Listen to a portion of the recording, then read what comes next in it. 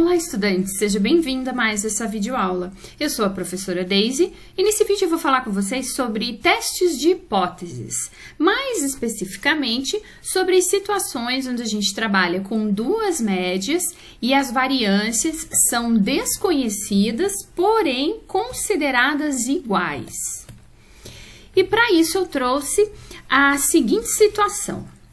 Duas marcas de HD para computador A e B foram submetidas a um teste de durabilidade, que foi medido em meses. Com os dados abaixo, testaram o nível alfa de 5% se existe superioridade entre as marcas de HD. Considere que as variâncias das duas amostras são estatisticamente iguais. Bom, pessoal, nessa situação, já fica claro que nós estamos trabalhando com duas populações, né? Seria a população do HDA, que eu retirei uma amostra e fiz um teste de durabilidade, e da população dos HDs da marca B, foi tirada essa amostra e medida a durabilidade em meses. Então, a gente tem duas populações.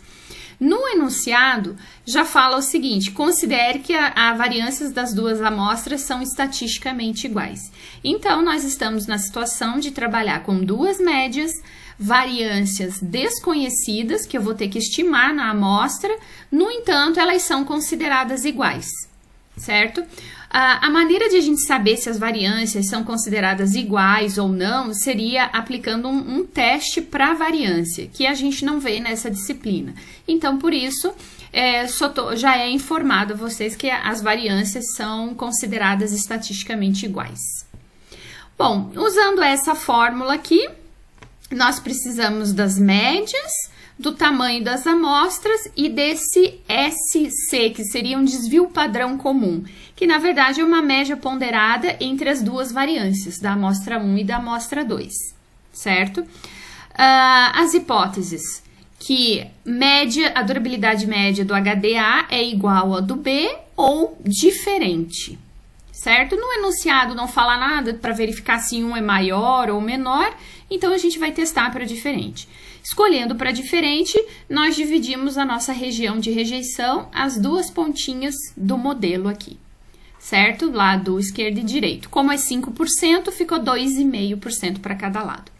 Então, vamos lá calcular os valores. A média do HDA, a média do HD da marca B, o tamanho da amostra, conte ponto valores, do HD da marca A e o conte ponto valores da marca B.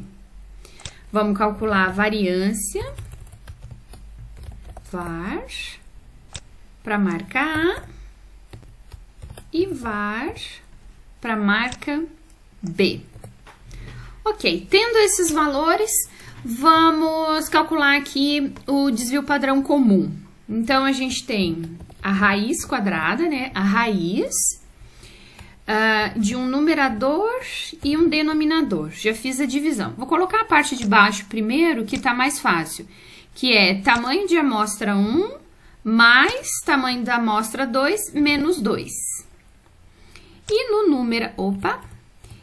numerador, a gente tem a soma de dois termos. Primeiro e o segundo.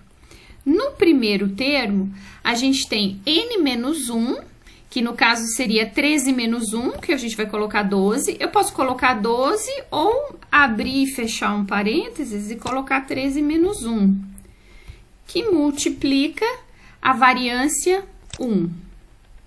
O outro termo, então, vou fazer abrir um parênteses, que multiplica a variância 2, e aqui dentro seria o N2 menos 1. Então, vamos abrir para ver certinho. Então, é raiz quadrada de N menos 1, a variância, N menos 1, a variância, e N1 mais N2 menos 2. Ok, certinho. Vamos calcular agora a estatística do teste. Nós temos um numerador e um denominador. No numerador, média 1 menos média 2. No denominador, desvio padrão comum, que vai multiplicar a raiz da soma de dois termos. O primeiro termo é 1 dividido pelo tamanho da amostra 1, e o segundo termo, 1 dividido pelo tamanho da amostra 2, menos 0,5. Ok, então essa é a nossa estatística do teste. Agora a gente precisa encontrar esses limites aqui das regiões de rejeição para saber se o menos 0,5 está aqui na área que aceita ou na área que rejeitaria H0. Então a gente está trabalhando com a distribuição T, então o comando é inv.t. O tamanho da área, vamos fazer o limite inferior primeiro, 0,025, e aí precisa do grau de liberdade. Se vocês esquecerem do grau de liberdade, é só olhar lá na nota de aula que tem escrito lá para vocês. Mas é NA mais NB menos 2. Então, seria um limite da região de rejeição menos 2,08, o limite inferior. Para fazer o limite superior, ao invés de 2,5%, é 0,975, porque nesse ponto eu tenho 97,5% para cá, para poder sobrar 2,5% para cima, né? Que vai dar, opa, não deu o mesmo número, tem uma coisa errada.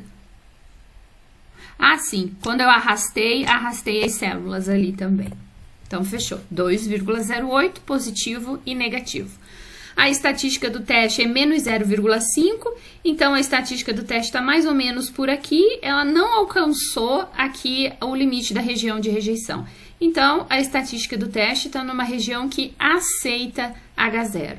E aceitar H0 é aceitar que as duas médias são iguais. Então, dentro do contexto da situação, a gente pode falar que com 95% de confiança, a durabilidade média do HDA é estatisticamente igual à do HDB. Os dois HDs têm durabilidade média estatisticamente iguais.